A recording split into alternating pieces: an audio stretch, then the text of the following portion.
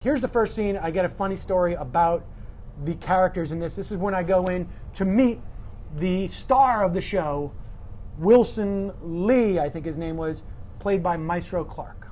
That's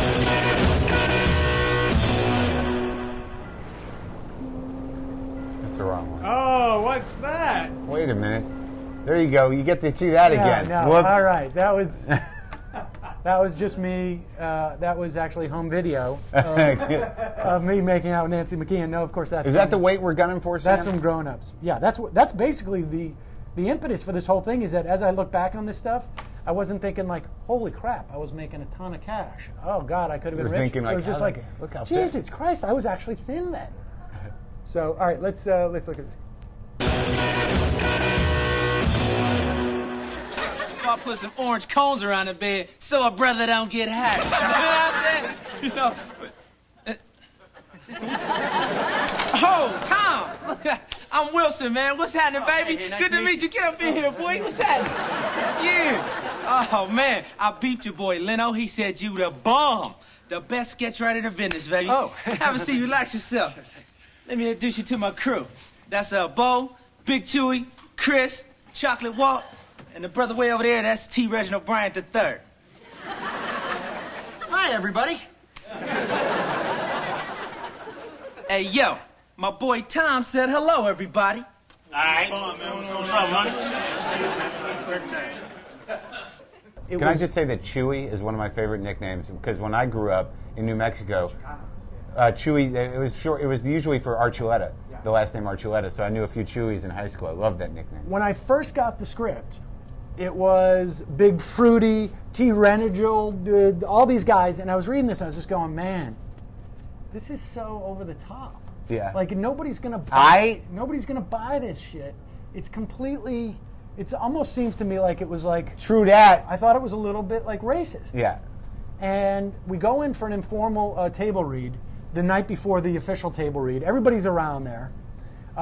And Bowman starts off the thing, and as you can see, I was like one of the only white people on the show. Mm-hmm. And Bowman introduces it, and he says, "Now you'll notice in the script, I've changed Big Fruity's name to Big Chewy." And all the guys around the table were like, "Yeah, yeah." And I was gonna say something like, "I don't think that's much of an improvement." And it turns out the reason he went on to say, of course, the reason why I had to change it, most of you guys know, Big Fruity, who apparently they all knew, was Eddie Murphy's posse. Oh. Had gotten wind that they were using the words Big Fruity and had threatened Bowman, like physically. And so they had to switch it to Big Chewy. So, it was interesting because I was like, wow, I guess my projection of what was over the top was actually too on the nose. And they had to dial it over or something to get it away from. It's just funny to me that you, the white Jewish guys, decided that this is a racist situation. Well, You're like, fellas, I'm trying to be sensitive here, but how do you guys feel about being characterized with these silly black names? Well, that was my attitude. I know. At that moment. And so. In that respect, it was sort of a very interesting experience, the whole show. Now, here is a clip on this show. But did you, let me just ask you, did you feel that, during the show that you were part of something that you thought was making black people look bad? Well, after that point, all the assumptions that I had, I hadn't seen all the Big Chewy and all that stuff. It hadn't struck me as, I hadn't seen that part of the script really until I got into the script read.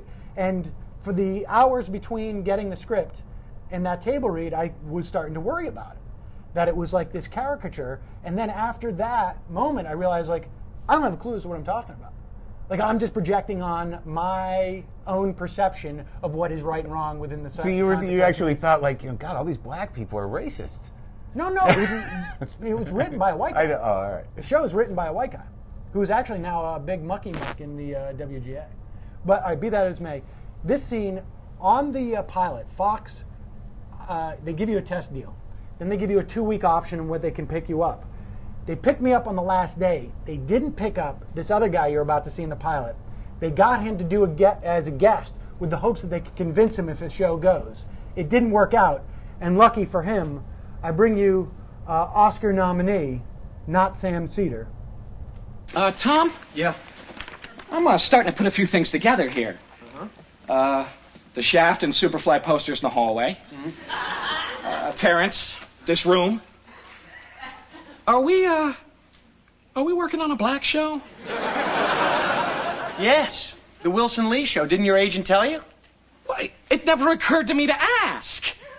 Because, you're white. You write for Jay Leno. You can't get any whiter than that if you raised an albino in a closet. Will you calm down? I never knew this about you, but you got a problem with black people, don't you? Oh, no, I don't. They've got a big problem with me. With us, man. Come on, don't you own a television? The Verdict, the 5 Million Man March. Million, Jeffrey, Million Man. No, man, they undercounted. Because if we knew the real numbers, we'd all be hiding in our bomb shelters. Oh yeah. The revolution has started, baby.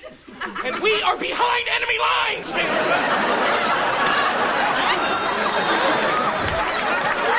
Take it easy. Take a deep breath. Oh, man. All right, this is a mistake. I gotta get you out of here. Come on, we're getting out of the building. Come on, man. You're stating the obvious. See? I told y'all when we left the room, white guys came in here and did stuff. Boy, he was eating the scenery, buddy. Wow. Oh, no, he was excellent. Yeah. At the time, I was like, Giamatti, because, I used to do stuff with Benjamin all the time at that point. I was like, Giamatti is awesome. You can put him in a room alone, and he creates drama. What I'm there's so saying. much tension that he's carrying. I was watching him, and I could not see you at all. Well, I know that is a sign of a good actor stepping away and letting know when someone else to take the lead.